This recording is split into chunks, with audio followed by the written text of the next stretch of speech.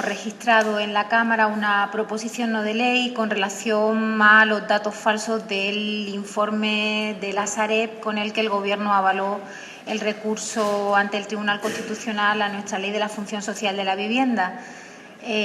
Sabéis que el recurso que se presentó tan pronto fue aprobada la ley, de la misma manera que se hizo con el decreto que la precedió, aportaba una serie de informes de los cuales la Abogacía del Estado extraía unas conclusiones, todas ellas muy preocupantes a criterio del Gobierno central, sobre las repercusiones que podía tener tanto en la reestructuración del sistema financiero, en los compromisos adquiridos por el Estado ante Bruselas. En fin, incluso ya se hablaba de la erradicación de la propiedad privada en Andalucía, del efecto que tendría que esta ley tuviese un cierto contagio a otras comunidades autónomas, en fin, toda una visión apocalíptica que tenía mucho, ya lo dijimos entonces, de recurso político, de recurso ideológico, con poco o ningún fundamento en datos ciertos. Pero también es verdad que aquella argumentación de la Abogacía del Estado, que fue asumida por el Tribunal Constitucional, se fundamentaba en informes que sí que contenían datos. Y uno de esos informes era de la Sareb, de ese Banco Malo, esa asociación, esa sociedad de activos que está gestionando fondos de la reestructuración bancaria, que, bueno, en un tono absolutamente categórico, marcaba con exactitud 911 viviendas de protección oficial en manos de la Sareb dentro de nuestra comunidad autónoma, y ese dato servía al Gobierno, servía a la Abogacía del Estado para afianzar su posición contraria a que la ley tuviese efectividad, y, por tanto, se pedía que la suspensión de la misma fuese inmediata tan pronto se aceptara el recurso. Habida cuenta de que lo que se suspendieron fueron los artículos objeto del recurso y no el resto de la ley,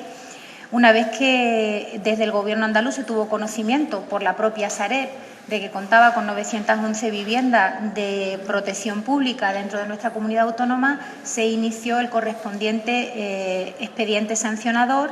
dado que no había sido comunicado que las tenían, y, por tanto, estas viviendas no estaban a disposición de los registros de demandantes de vivienda, tal como la legislación vigente establece. La propia Sareb, alegando a aquel expediente sancionador que emitía la Consejería, emite un segundo informe en el que dice que no tiene 911 viviendas, tiene apenas 98 viviendas de protección oficial en Andalucía, es decir, unas 10 veces menos de lo que había afirmado en el informe que el Gobierno presentó como cierto, como válido, para sustentar con algún dato concreto sus posiciones ideológicas frente a nuestra ley. Y ese procedimiento ha seguido su curso. La Sareb, de hecho, en Andalucía se enfrenta ya a una sentencia, a una sanción firme. Hace pocos días lo anunciaba la Consejería, de 120.000 euros. Le espera otra de en torno a 11-12 millones de euros, precisamente por ese incumplimiento de la función social de la vivienda, por no haber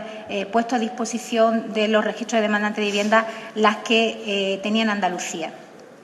Pero lo cierto y verdad es que el problema es mayor. La consecuencia de que el Gobierno mintiera con ese documento ante el Constitucional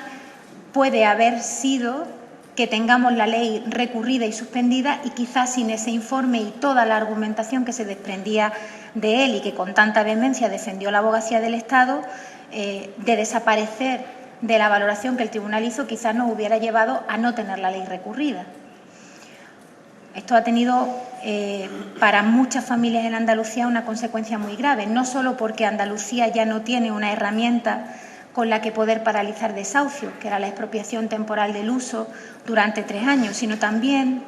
porque tener la norma en vigor, y eso para nosotros también era muy importante, ejercía un cierto papel disuasorio ante esos procedimientos. El buscar el entendimiento, saben que tenemos la Oficina en Defensa de la Vivienda, la negociación que era capaz de hacer la Junta de Andalucía con las partes para buscar una solución negociada al problema que cada familia tenía, se veía fortalecida con una ley que permitía, si no había acuerdo, esa expropiación temporal del uso a la entidad bancaria o a la empresa que, a pesar de todo, quisiera insistir en poner a una familia en la calle.